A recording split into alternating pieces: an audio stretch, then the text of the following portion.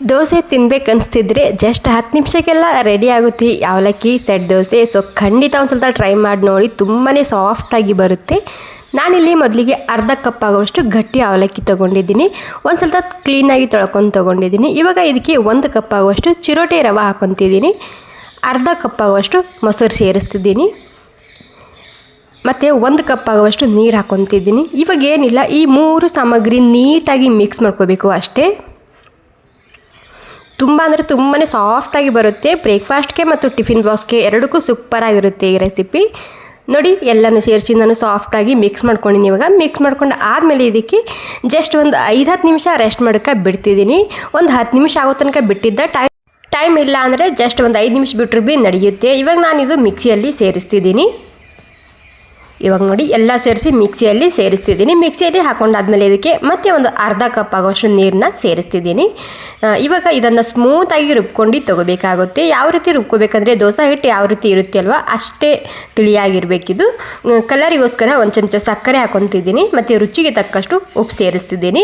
ಸಕ್ಕರೆ ಹಾಕೋದ್ರಿಂದ ಕಲರ್ ತುಂಬಾ ಸರಿಯಾಗಿ ಬರುತ್ತೆ ಈ ಸೆಟ್ ದೋಸೆಗೆ. ಇವಾಗ ಎಲ್ಲ ಸೇರಿಸಿ ಸ್ಮೂತಾಗಿ ರುಬ್ಕೊಂಡಾಗಿದೆ. ಇವಾಗ ಜಾಸ್ತಿ ಟೈಮ್ ಏನು ಹಿಡಿಯೋದಿಲ್ಲ, ನೆಂದಿರುತ್ತೆ ಎಲ್ಲನೂ. ಇವಾಗ ನೋಡಿ, ಎಲ್ಲ ಸೇರಿಸಿ ಮಿಕ್ಸ್ ಮಾಡ್ಕೊತಿದ್ದೀನಿ. ನೀವು ನೋಡ್ತಿರ್ಬೋದು ನಾನು ಯಾವ ರೀತಿ ರುಬ್ಕೊಂಡಿನಿ ಅಂತೇಳಿ. ನಿಮ್ಮಲ್ಲಿ ಚಿರೋಟಿ ರವೆ ಇಲ್ಲ ಅಂದರೆ ನೀವಿಲ್ಲಿ ಬಾಂಬೆ ರವೆ ಕೂಡ ಯೂಸ್ ಮಾಡ್ಬೋದು. ಬಾಂಬೆ ರವೆ ಹಾಕಿದರೆ ಸ್ವಲ್ಪ ಜಾಸ್ತಿ ಟೈಮ್ ಬಿಟ್ಕೊಳ್ಳಿ, ನಡೆಯುತ್ತೆ. ಇವಾಗ ಇದಕ್ಕೆ ಖಾರಕ್ಕೆ ತಕ್ಕಂತೆ ಹಸಿಮೆಣಸಿನ್ಕಾಯಿ, ಕ್ಯಾರೆಟು ಮತ್ತು ಈರುಳ್ಳಿ ಸೇರಿಸ್ತಿದ್ದೀನಿ. ಮತ್ತು ಸ್ವಲ್ಪನೇ ಕರಿಬೇವಿನ ಸೊಪ್ಪು ಹಾಕ್ಕೊತಿದ್ದೀನಿ. ಇಲ್ಲಿ ಖಾರಕ್ಕೆ ಮೆಣಸಿನ್ಕಾಯಿ ಹೆಚ್ಚಕಮ್ಮ ಮಾಡ್ಕೋಬೋದು. ಮತ್ತು ಸ್ವಲ್ಪನೇ ಕೊತ್ತಂಬರಿ ಸೊಪ್ಪು ಸೇರಿಸ್ತಿದ್ದೀನಿ. ಇದು ಪ್ಲೇನಾಗಿ ಕೂಡ ಮಾಡ್ಕೋಬೋದು, ಅಥವಾ ನೀವು ಸ್ವಲ್ಪ ಹೆಲ್ದಿಯಾಗಿರ್ಬೇಕಂದ್ರೆ ತರಕಾರಿಯಿಂದ ಆ್ಯಡ್ ಮಾಡ್ಕೊಳ್ಳಿ. ಇಲ್ಲ ಅಂದರೆ ಪ್ಲೇನಾಗಿ ಕೂಡ ನೀವು ಹಾಗೆಯೇ ಮಾಡ್ಕೋಬೋದು. ಒಂದು ಸ್ವಲ್ಪನೇ ನಾನಿಲ್ಲಿ ಎಣ್ಣೆ ಬಿಸಿ ಮಾಡ್ಕೊಂಡಿನಿ. ಸ್ವಲ್ಪ ಸಾಸಿವೆ ಮತ್ತು ಜೀರಿಗೆ ಸೇರಿಸ್ತಿದ್ದೀನಿ. ಮತ್ತು ಒಂದು ಚಮಚ ಬಿಳಿ ಎಳ್ಳು ಹಾಕ್ಕೊತಿದ್ದೀನಿ. ಸೊ ಇಷ್ಟಾದರೆ ಸಾಕು. ಇವಾಗ ಇದನ್ನು ಈ ಒಗ್ಗರಣೆನ ಈ ಹಿಟ್ಟಿನಲ್ಲಿ ಸೇರಿಸ್ತಿದ್ದೀನಿ. ಮೊದಲೇ ಹೇಳಿದಾಗೆ ನೀವೆಲ್ಲನೂ ಈ ಒಗ್ಗರಣೆ ಆಗಿರ್ಬೋದು, ಎಲ್ಲ ತರಕಾರಿ ಆಗಿರ್ಬೋದು, ಸ್ಕಿಪ್ ಮಾಡ್ಕೊಂಡು ಪ್ಲೇನಾಗಿ ಕೂಡ ಮಾಡ್ಕೋಬೋದು. ತುಂಬಾ ಸರಿಯಾಗಿ ಬರುತ್ತೆ. ನಾನು ಒಂದು ಸ್ವಲ್ಪನೇ ಹೆಲ್ದಿಯಾಗಿರಲಿ ಅಂತ ತರಕಾರಿ ಆ್ಯಡ್ ಮಾಡ್ಕೊಂಡಿದ್ದರೆ ಅಲ್ಲಿ ನೋಡಿ, ಹಿಟ್ಟು ದೋಸೆ ಹಿಟ್ಟು ಯಾವ ರೀತಿ ಇರುತ್ತೆ ಅಲ್ವಾ ಅದೇ ರೀತಿಯಾಗಿದೆ.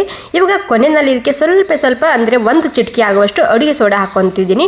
ಅಡುಗೆ ಸೋಡಾ ಹಾಕೋದ್ರಿಂದ ಸಾಫ್ಟಾಗಿ ಬರುತ್ತೆ, ಒಳಗಡೆ ಸರಿಯಾಗಿ ಬೇಯುತ್ತೆ.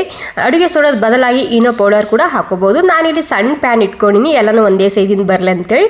ನೀವಿಲ್ಲಿ ದೊಡ್ಡ ಪ್ಯಾನ್ ಇತ್ತಂದ್ರೆ ಅದರಲ್ಲಿ ಕೂಡ ಮಾಡ್ಕೋಬೋದು. ಅದು ಇಲ್ಲ ಅಂದರೆ ದೋಸೆ ತವ ಇರುತ್ತೆ ಅಲ್ವಾ ಅದರಲ್ಲಿ ಕೂಡ ಮಾಡ್ಕೋಬೋದು. ಒಂದು ಚಮಚ ಹಾಕ್ಕೊಂಡು ಇವಾಗ ಹಿಟ್ಟು ಹಾಕೊಂಡಾದ್ಮೇಲೆ ಇದಕ್ಕೆ ಲೋ ಫ್ಲೇಮ್ದಲ್ಲಿ ಒಂದು 2 ನಿಮಿಷ ಮುಚ್ಚಿಡ್ತಿದ್ದೀನಿ.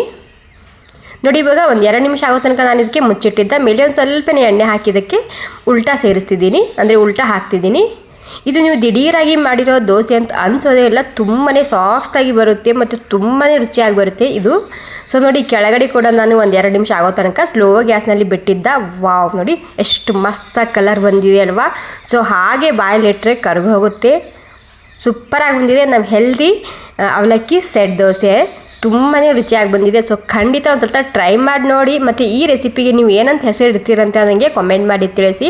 ನಾರ್ಮಲಾಗಿ ಕಾಯಿ ಚಟ್ನಿ ಜೊತೆಗೆ ಅಥವಾ ಶೇಂಗಾ ಚಟ್ನಿ ಜೊತೆಗೆ ಇದನ್ನು ನೀವು ತಿನ್ಬೋದು. ಒಳಗಡೆ ತರಕಾರಿ ಇರುತ್ತೆ, ಶೇಂಗಾ ಚಟ್ನಿ ಆದ್ರೂ ಭೀ ಇದ್ರ ಜೊತೆ ತಿನ್ಬೋದು ನೀವು. Okay, thank you so much ಎಲ್ರಿಗೂ. ಈ ರೆಸಿಪಿ ನಿಮಗೆ ಸ್ವಲ್ಪನಾದರೂ ಇಷ್ಟ ಆಗಿದ್ರೆ ಒಂದು ಲೈಕ್ ಮಾಡೋದು ಮಾತ್ರ ಮರಿಬಾರ್ದು. ಸೊ ಇನ್ನೊಂದು ಹೆಲ್ದಿ ರೆಸಿಪಿಯೊಂದಿಗೆ ಸಿಗೋಣ. Thank you so much.